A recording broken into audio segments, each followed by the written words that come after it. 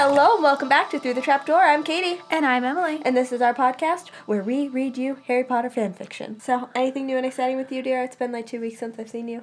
I'm very pregnant. You are. It's so close to this little Jennifer with the W's meeting. Yes. The time of recording this, I've got 42 days left, approximately. It's so soon. It's so soon. But at the same time, I'm like, yeah, I would like to breathe again. Yeah. You want to be able to breathe normally? Yeah, because she's still, like, shoved herself up inside my rib cage. Yeah. Like, yesterday, sitting at my desk at work, she was, like, actually, like, causing me physical pain in my ribs. Oh, no. Anything new and exciting with you?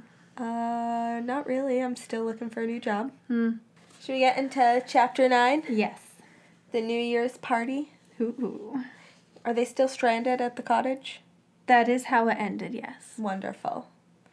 After Christmas Day. Yes, after Christmas Day. The New Year's party. Well, you might as well settle down for the night, Mrs. Potter suggested, looking very tired and in much need of a large cup of tea. I'll show you all to some rooms, and we'll get you some pajamas. Mrs. Potter sighed and began walking briskly down the hallway, motioning to everyone to follow. Mr. and Mrs. Evans complied, along with Dean, Daisy, Sirius, James.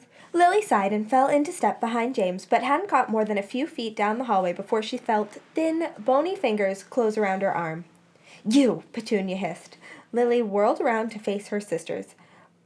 Petunia's bony, horse-like face was contoured in rage, and the orange glow coming from the candles in the hallway did nothing to complement the circles under her eyes. "Me? Me what?" Lily asked, aggravated, yanking her arm out of Petunia's grip. It was harder to do than she had anticipated. Either Petunia had been lifting weights or she was very, very angry. I'm gonna go with the latter. Yeah, she's probably just angry. "You did this," Petunia accused, jabbing an index finger at Lily's nose. "I did nothing," Lily said angrily, batting Petunia's finger away from her face. "Oh, of course you did. You wanted me to be miserable, didn't you? You just wanted to ruin my Christmas." Lily noticed that despite Petunia's upturned nose and defiant eyes, her lower lip was trembling. She was about to cry. "Oh, for heaven's sake, Petunia," Lily said, a bit more genuinely, throwing her hands in the air. "Do you really think I could have done this? Created a blizzard? I don't even know if witches and wizards can do anything to the weather." Petunia evaluated her for a moment and then stuck her nose higher into the air. "You're lying," she declared. "I know you want to ruin my life. I just know it. First you go off to that stupid school and make Mom and Dad Twitter all over you. Then you go off and become whatever it is they gave you that stupid badge for. And now, well, this horrible, disgusting weirdo. He's just like you. Honestly, I bet you'll even try to get engaged before me, just to show Mom and Dad how perfect you are." Petunia's being so dramatic. Like, I'm sorry. You made it blizzard. Really? How do you think I accomplished that? And now you're this important person at school and you're gonna get engaged before me. I'm like, what? Now Lily was close to tears. "James," she yelled, outraged. "James, you honestly think this is all about James? Blast it, Petunia. You great blubbering old teapot," Lily fumed. "Teapot?" Petunia shrieked, outraged. "A teapot, am I? Well, look at you, Lily, a horrible, croaking, fire-bellied toad." Oh, these are great. I love it. "Peacock," Lily shouted back. Petunia's eyes flared. "Cow, horse, dog, sheep, cow." "Blast it, Petunia. This isn't Old MacDonald's farm, you great old beaver. Badger." Lily's eyes flared and she stomped her foot. "I am not in Hufflepuff, you snake." Both girls stood glaring at each other for a moment, breathing heavily, their faces red in anger and indignation. Lily's hair had very nearly fallen out of its bun. "Fine, even if you won't admit it," Petunia finally spat. I know you did it, so don't expect me to talk to you for the rest of the holiday. She sounded very shrill. Don't expect me to care, Lily shot back darkly and glared at Petunia's retreating figure as she stomped down the hallway from which everyone else had already disappeared. Once Petunia had gone, Lily leaned back against the wall and swallowed the lump in her throat. Fighting back the burning sensation of tears in her eyes, why did Petunia have to fight with her like this? It wasn't fair, and on top of that, why did Lily care so much? She banged her fist rather half-heartedly against the wall and hung her head, feeling defeated. She didn't notice James's wide eyes staring at her from the end of the hallway. He had been hiding just around the corner the entire time. Ah, Melody, there you are! Melody Caldwell looked up from her piece of parchment to see Luke Sawyer standing in her doorway. She flashed a pearly white smile at him and looked back down at her parchment. She was composing a letter to Lily. Dear Lily, it said. She wasn't getting very far. Bonjour, Luke, Melody said, fighting back a giggle. Luke rolled his eyes. How many times a day do I have to remind you that I'm American? Luke demanded. As many times as it takes, Melody replied easily, staring at her parchment. Maybe I should finish this later, she said, hopping off her bed and setting parchment and quill down on her bedside table. What's that? Luke asked curiously, walking over to the table and picking up her letter. Fascinating, he said, smiling and setting it back down. Melody gasped suddenly, and he looked at her, eyebrows raised. But Monsieur Luke, she proposed dramatically, faking a French accent. This is inappropriate. What if someone sees us? We would be thrown out of the society. What would we do? Get a job? Luke replied, sounding unsympathetic. Melody rolled her eyes and dropped out of character. Oh, you're no fun, she whined, flopping back down on her bed. Luke shrugged and gave her a lopsided grin. He had a very cute grin. Not as cute as Sirius's grin, mind you, but still very cute. So, what news brings you? Melody asked, hopping off her bed and walking over to the big, beautiful cherry armoire that took up almost the entire wall of the room.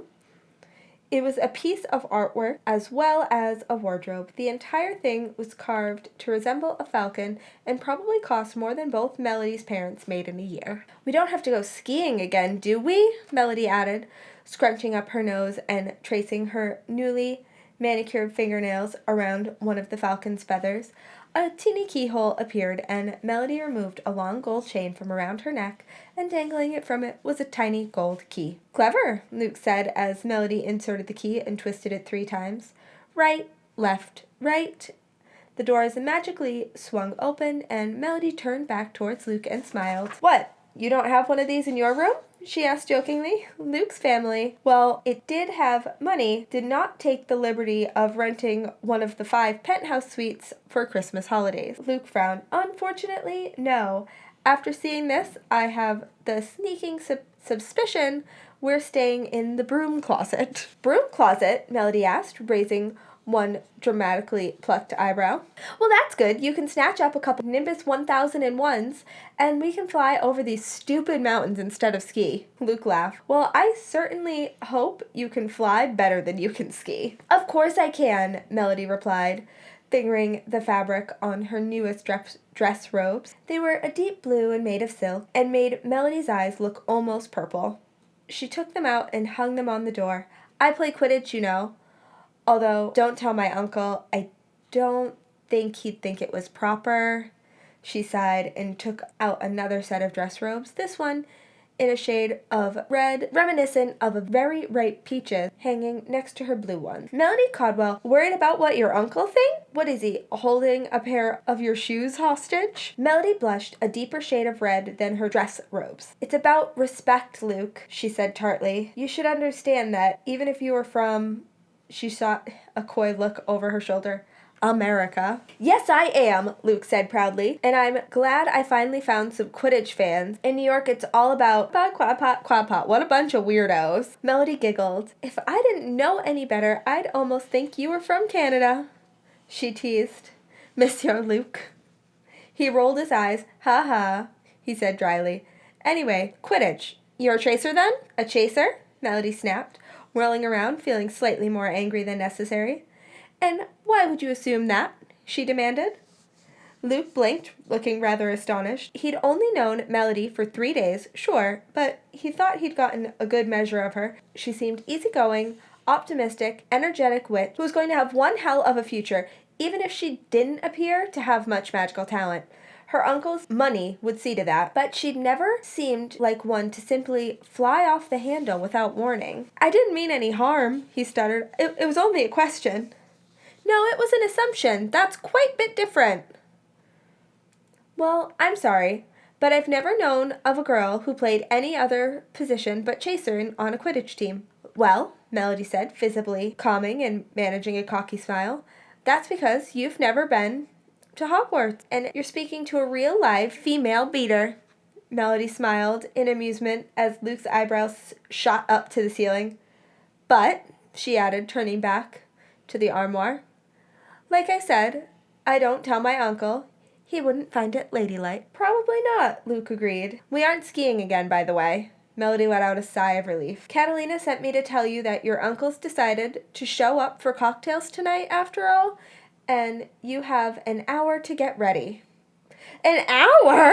Melody screamed. Get out! Get out! I have to get ready! Luke blinked in confusion and without much protest allowed Melody to shove him out of her room and slammed the door shut behind him. Tendrils of flaming red hair curled around Lily's face as her bun sagged to the nape of her neck. The candles in the hallway laid a soft, flattering glow on her skin. In the flickering light, her hair seemed to shimmer. She shrunk against the wall and stared at the ground, hugging herself, looking broken. James couldn't take his eyes off her. He'd crept into the hallway and leaned against the wall opposite Lily. I really wish you hadn't seen that, she whispered. James blinked. You knew I was watching the whole time? No, but... Lily shrugged. She still hadn't taken her gaze off the floor. You saw, didn't you? Lily, your sister... James began. Don't. Lily said, her voice soft but fierce. I don't want to talk about my sister. Yes, you do. Lily looked up from the floor, eyes blazing behind a sheen of tears. How would you know? She whispered, shaking her head. What do you really know about me, James? What do you know about my sister? James considered this for a moment, dumbfounded. Lily, how can you say, he sputtered. We've known each other for a year, James, and I bet you couldn't even tell me when my birthday is. Your birthday? Well, of course I know when Wait. Exactly, James, exactly. Lily shook her head again and scuffed one shoe on the floor. How couldn't I have? He started at Lily for a moment. I'm sure I know everything else important, don't I? Doesn't matter, James, Lily said as she began staring at the floor again. Like hell it does, James said fiercely, shoving himself away from the wall and advancing towards Lily. She didn't even look up. Look, Lily, you're right. I've known you for a year, and I haven't been bothered to... He cut off abruptly when he saw Lily's shoulders shake. Lily, James said softly, putting a hand under her chin. He lifted her face just enough to see tears glistening on her cheeks. It's so stupid, Lily said savagely, jerking her head away. I don't even care what Petunia thinks. She's so... Stupid? James offered. Detestable? Horse-like? Irrational? Jealous? Jealous! Lily echoed, wiping tears off her face. She began walking down the hallway. I doubt that. She stopped and leaned against the wall. I doubt that very much, she whispered. Why? James demanded, coming up behind her and peering over her shoulder, trying to get a good look at her face. Why is it so hard to believe that she could be jealous of you?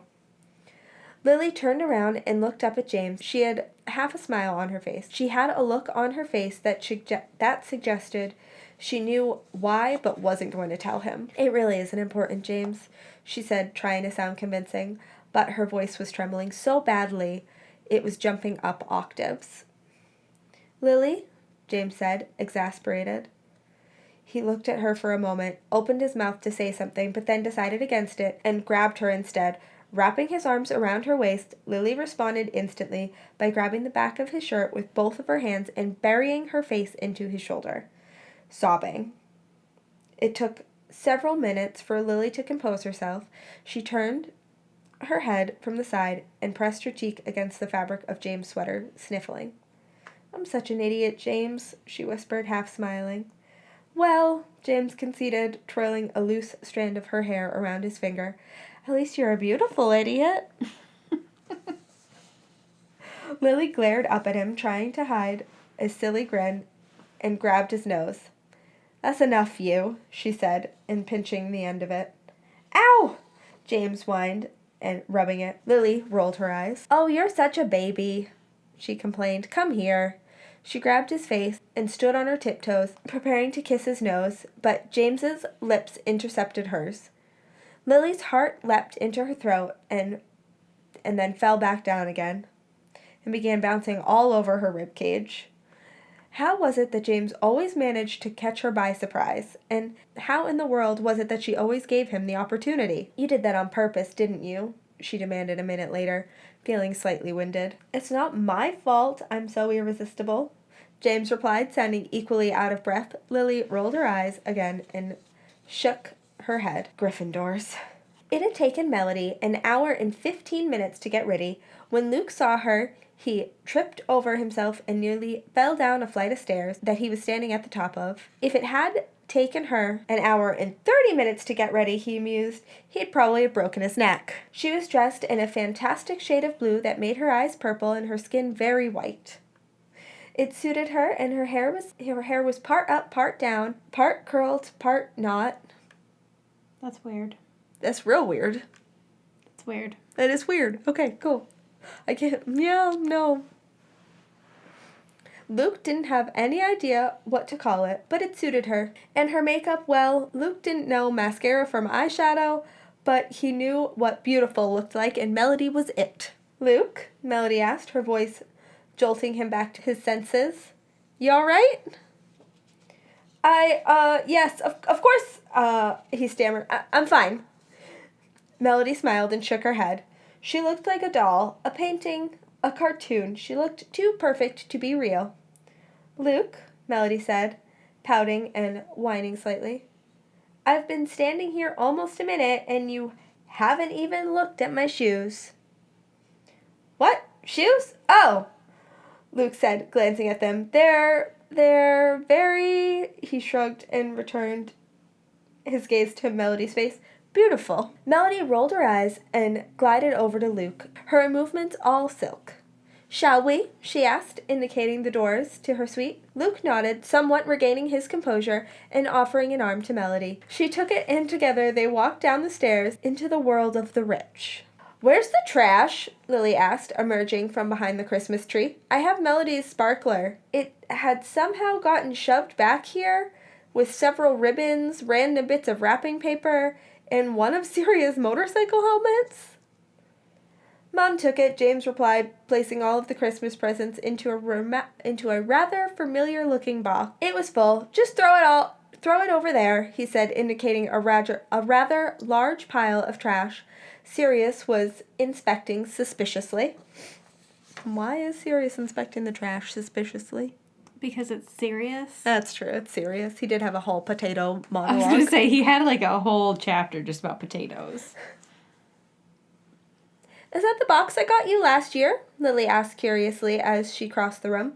Yeah, James replied. Mom thinks it's great. She's been hinting all year that she wants one. I think my dad's planning on getting her one for her birthday. 6 helmets, Sirius was muttering. 6. Where? Oh, it's behind the tree, Sirius, Lily said absently, tossing the sparkler and several dull red bows into the pile. Ah, Sirius said, jumping over the pile and dashing behind the tree. Tuesday, I thought I'd lost you, he cried, reemerging. Lily rolled her eyes, and James ignored him, shrinking his box to its smallest size and shoving it back into his pocket. Here we are, another trash bag, Mrs. Potter said triumphantly, re-entering the room and walking right over to the pile of trash, dumping it in the bag in great handfuls. Sirius, have you found your motorcycle helmet, dear? Tuesday? Yes, she was behind the tree. She? Lily echoed, and Sirius ignored her. Why isn't she using magic? I don't know, does she feel uncomfortable because there's a lot of muggles? Like, she could just vanish all of the wrapping paper. Yeah, she could just literally vanish all of the trash. Like, why does she even own a trash bag? Yeah, that's weird. Mm. Mom, I still don't see why the house elves aren't doing this, James whined, plopping down onto the armchair. Oh, honestly, James, they do everything for you at school. They do everything for you at home. The least you could do is pick up wrapping paper once a year. Mrs. Potter sounded very tired and strained. And I appreciate all your help, Lily, but really, you shouldn't have to. You're a guest. Lily smiled and shrugged. I don't mind. What about me? Aren't I a guest? Sirius demanded. Mrs. Potter laughed. You? You spend so much time here, I ought to be charging you room and board. You charged me for food, Sirius cried. He looked pained. But that was just inhumane. No, Mrs. Potter corrected. It's good business. I'd make a fortune. James laughed appreciatively. She's got you pegged, Sirius. Sirius solemnly considered throwing one of his motorcycle helmets at him. I wouldn't laugh if I were you, James's mother whined. Since you eat just about as much as Sirius, I ought to start charging you, too. James rolled his eyes. What are you going to use the money for? Paying the house elves? That's a nice thought. Mrs. Potter bopped James on the head lightly with a crumpled edition of the Daily Prophet. Don't be stupid, James. What? Oh, just never mind, his mother said, looking exasperated. James, where... Lily began, but she was cut off by the sound of a rather loud clock chiming the hour. Oh dear, it has gotten late, hasn't it? Mrs. Potter asked, her eyes focusing on the large grandfather clock in the corner of the room. Midnight, and I didn't even notice, she sighed. Well, I suppose it's off to bed then. Off to bed, James whined. But Mom, it's Christmas and it's not even late yet. And Lily... Oh, honestly, James, you sound like a 5-year-old. But isn't he the most adorable ickle 5-year-old? Sirius asked, making goo-goo noises at his rather irritated-looking best friend. Well, I would very much like to go to bed, Lily announced, even if Ickle Jamesy Poo doesn't. Mrs. Potter laughed and beckoned Lily to the stairs. Come on, then. I'll find you something to sleep in, and Ickle Jamesy Poo can sit down here and pout.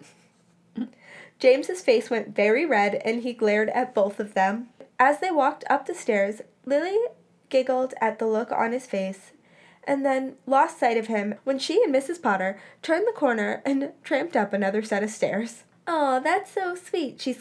She still calls you Jamesy Poo," Sirius teased.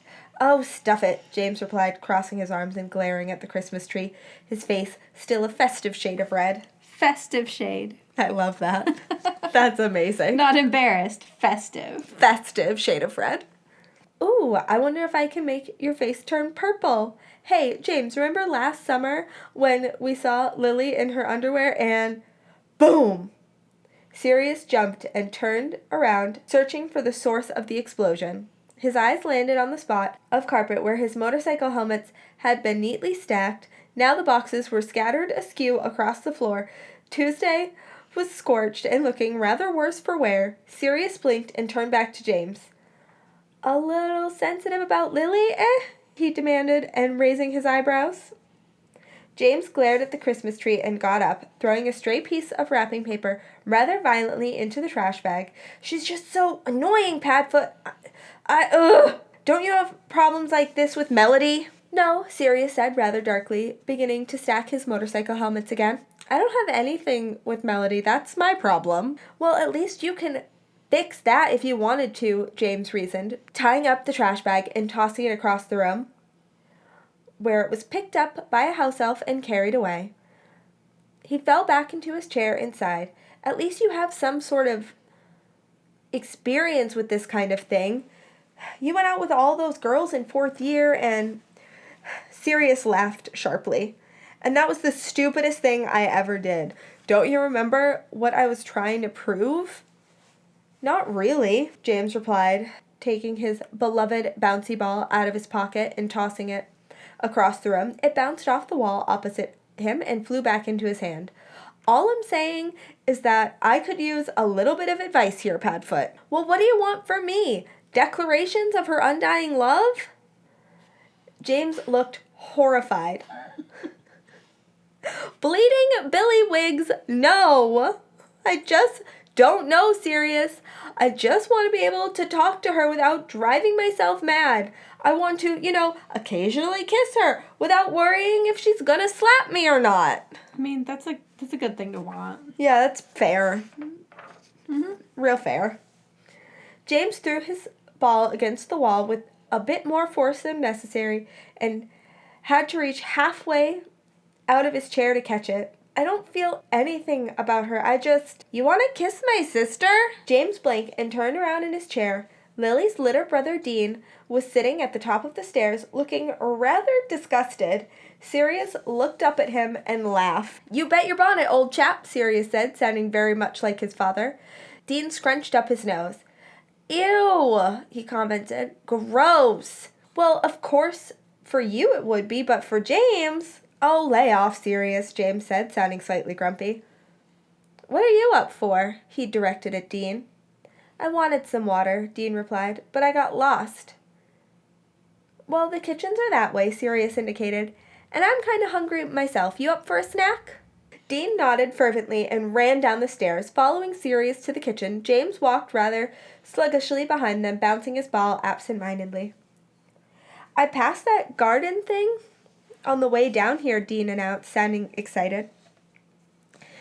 If the snow's not gone tomorrow, can we go back there? Sure, Sirius replied, taking charge for James, who was looking very morose. And we can throw things at the fairies and irritate them. Cool, Dean said as he reached the kitchens. Sirius directed the house elves to bring them something to eat and sat himself down at the small table. Dean sat beside him, and James leaned moodily against one of the counters and bounced his ball. What's wrong with him? Dean whispered to Sirius as a house elf brought them some delicious-looking leftovers from today's meal. Who? Moody teenage hormonal imbalance boy? He is lovesick. I am not, James argued childishly. Lovesick? Who? Lily asked, stepping into the kitchens. Ah, Dean, there you are. We were worried about you. What are you eating? She demanded, putting her hands on her hips. Sirius, what did you give him? It was his idea, Sirius said defensively, pointing an accusatory finger at Lily's brother. Whatever, Lily replied, rolling her eyes. Grabbing a roll off Sirius's plate, and she took a bite of it. Come on, Dean, you have to go back to bed, she said with her mouth full, holding out a hand for her little brother to take. She glanced at James and Sirius while she waited for Dean to collect his glass of milk and some extra cookies. What's with James? She asked Sirius. He shrugged, in the middle of gnawing on a chicken drumstick. One too many pieces of pie, I guess, he replied as Dean took Lily's hand. Well, good night, Sirius. Good night, James, she said, turning to lead her brother out of the kitchens. Night, Sirius replied, taking another bite of his drumstick. Lily, can I talk to you? James asked suddenly. As Lily opened the door to the kitchens, she stopped and turned back to him with an exasperated sigh. Now, James? No, after you put your brother to bed. But I want to go to sleep, Lily whined. Just for a minute, James insisted. Lily groaned. Fine. Meet me in my bedroom in 10 minutes. James nodded and watched her go. That's the end of this episode. Yeah. We have to separate this chapter into 3 episodes. Yes, chapter 9 will be 3 episodes. All right, I guess we'll see you guys next week. Bye. Bye. Thank you so much for joining us on our journey through the trap door. Please leave us a review on Facebook or iTunes. It would literally mean the world to us. It really would. You can find us on Facebook and Instagram at Through the Trapdoor 16 or on Twitter at The Trapdoor. And please send us an email at throughthetrapdoor16@gmail.com with any story suggestions. And as always, join us again next Saturday as we travel through the trapdoor.